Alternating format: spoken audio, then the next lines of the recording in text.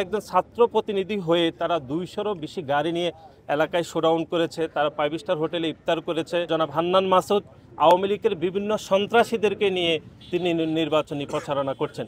আজকে একটা ঐতিহাসিক দিন, বিশেষ করে গণঅভ্যুত্থান পরবর্তী সময়ে প্রথম স্বাধীনতা দিবস এবং আমাদের জাতীয় দিবস। আমরা শুরুতে গভীর শ্রদ্ধার সাথে স্মরণ করছি মহান মুক্তিযোদ্ধাদের এবং যারা শহীদ হয়েছেন ৭১-এ। গণঅভ্যুত্থানের পরবর্তী সময়ে এই যে আজকে স্বাধীনতা দিবস, এটি বাংলাদেশের মানুষ দীর্ঘ সময় ধরে যে একটি স্বৈরাচার, একটি অবৈধ ভোটের মাধ্যমে যারা ক্ষমতা দখল করে নিয়েছিল, সেই সময় থেকে এক ধরনের পরিত্রাণ পেয়েছে। গণপ্রজাতন্ত্রী বাংলাদেশ সরকারের প্রধান উপদেষ্টা প্রায় বলেছিলেন কয়েকটি ওনার বক্তব্যে যে ডিসেম্বরের মধ্যে জাতীয় সংসদ নির্বাচনের তিনি ব্যবস্থা করবেন, কিন্তু গতকাল তিনি বলেছেন সেটি জুনের মধ্যে, ডিসেম্বর ছাড়িয়ে তিনি জুনের মধ্যে চলে গিয়েছেন। আমার মনে হচ্ছে এটি গণতান্ত্রিক ধারাকে বিলম্বিত করার জন্য একটি পক্ষ প্রধান উপদেষ্টা থেকে হয়তো চাপ দিয়ে এই সময় ক্ষেপণ করছেন। গণ অভ্যুত্থানের একক মালিকানা চিন্তাই করে যে রাজনৈতিক দল গঠিত হয়েছে, সেই রাজনৈতিক দলের কর্মকাণ্ড দেখে মানুষ বিভ্রান্ত হচ্ছে এবং তারা বাংলাদেশের সাধারণ মানুষকে চরমভাবে বিভ্রান্ত করছে।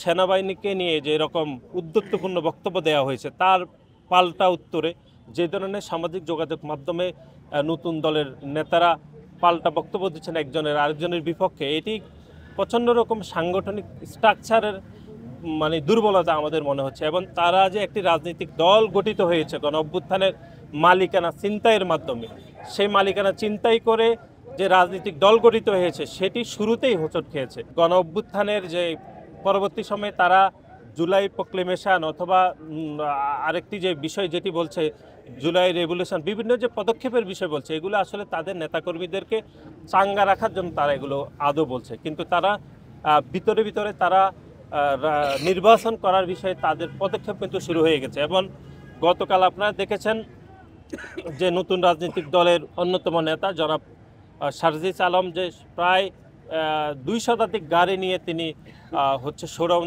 তিনি ওনার এলাকায় গিয়েছেন। গণ অভ্যুত্থানে স্পিরিটই ছিল যে পুরাতন যে রাজনৈতিক বন্দোবস্ত বা পুরাতন যে রাজনৈতিক কালচার, সেটিকে একদম বিলুপ্ত করে একটি নতুন ধারার রাজনীতি শুরু করতে হবে। সেই নতুন ধারার রাজনীতি হচ্ছে এই ব্যাকডেটের যে শোডাউন, ইতিমধ্যে আপনি দেখেছেন, সেটি আমাদের দল চিরতরে বন্ধ করে দিয়েছে। অথচ দেখেন নতুন রাজনৈতিক বন্দোবস্তের কথা বলে সেই আদিম যুগের রাজনৈতিক কালচার তারা ফিরিয়ে নিয়ে এসেছে এবং একজন ছাত্র প্রতিনিধি হয়ে তারা ২০০-রও বেশি গাড়ি নিয়ে এলাকায় শোডাউন করেছে। তারা 5 স্টার হোটেলে ইফতার করেছে। তাদের আরেকজন নেতা জনাব হান্নান মাসুদ আওয়ামী লীগের বিভিন্ন সন্ত্রাসীদেরকে নিয়ে তিনি নির্বাচনী প্রচারণা করছেন। কি তারা মুখে মুখে যতই বলুক জুলাই ঘোষণাপত্র, কিন্তু আদৌ তারা এটি চায় না। কে কতটি আসন পাবে এই নিয়ে তারা বাগবাটোয়ারায় ব্যস্ত। গণ অভ্যুত্থানের মালিকানা চিন্তাই করে যে রাজনৈতিক দল গঠিত হয়েছে, সেটি আমাদেরকে চরমভাবে হতাশা করেছে এবং তারা আমাদের সেনাবাহিনীকে নিয়ে যেরকম বিভ্রান্তমূলক বক্তব্য দিয়েছে, দেশের মানুষ এবং বিশেষ করে তরুণ সমাজের শিক্ষার্থীরা চরমভাবে ক্ষুব্ধ হয়েছে, তারা সংক্ষুব্ধ।